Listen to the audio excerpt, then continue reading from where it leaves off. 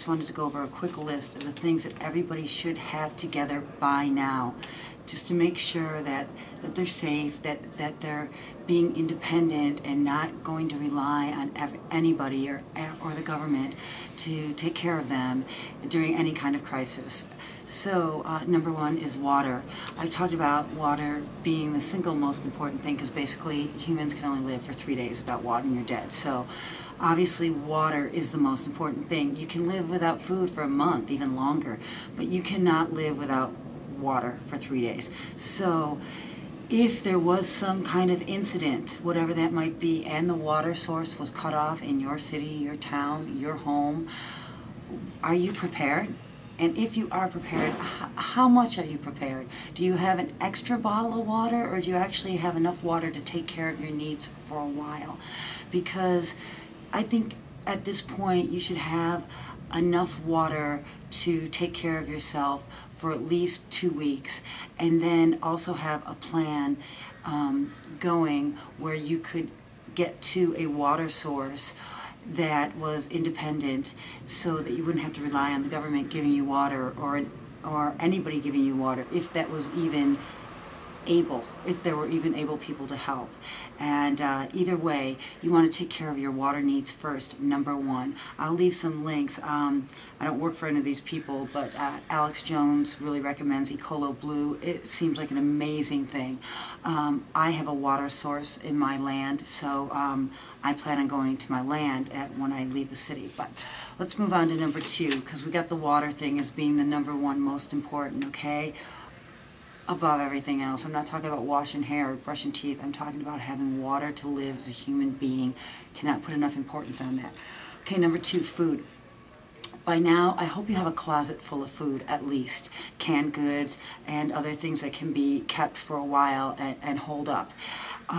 But besides canned food, you need to actually also have a plan in place to grow your own food, because you have to have that ability to get green, fresh food, and you don't want to wait to the last minute. And there's so many great gardening YouTube videos, because I've been learning, slowly learning, and because I am anything but a green thumb, I'm a black thumb. Okay, getting back to the food. So by now, you should have a closet full of food, enough to keep you at least a month. And if you have any money in the bank and you don't have food, then all I can say is it's completely foolish, because even though I'm going to recommend buying gold, and I do recommend that instead of dollars, I highly recommend buying food and a water source and water preparation over and above anything else. So if you have any money at all and you don't have food and water figured out for your survival needs, then you need to get really clear about what's important and take care of your basic needs, water and food. Okay, let's move on to land. I live here in Southern California, so I'm in a condo, but I did make provisions to buy into some land with friends. So I highly recommend that, you know, and it's dirt cheap. I'm getting it for a couple $1,000s. I'm not a rich person, and we're rich in so many ways, but aren't we all? So, but for those of you on a limited budget, there is raw land available that's not expensive, that you can put a cabin on if need be. And if you can look for one that has a water source, golden. So let's just go there. You need a piece of land, and you need land also so you can grow food, and so you can have animals, and so that you can have more than just you and your family there, because groups is going to be what is the preferred method of living, small groups. Guns. Okay, I know everybody's got a little bean up their butt about the gun thing, and I'm not into hunting either or anything like that. I was a vegetarian for the last 10 years. Either way, as an American, I think it's our duty as an American to have guns right now.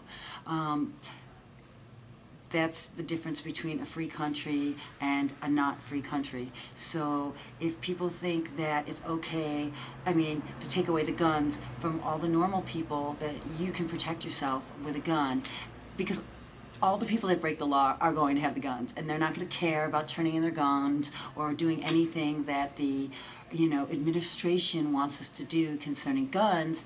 And so you know, what's going to happen is there's going to be all the crooked thieves and, you know, killers and all the bad people that have the guns, and then all the good people are going to listen to the law and give in their guns or submit to gun control, when the fact is we need the good people to have guns to help protect the good people.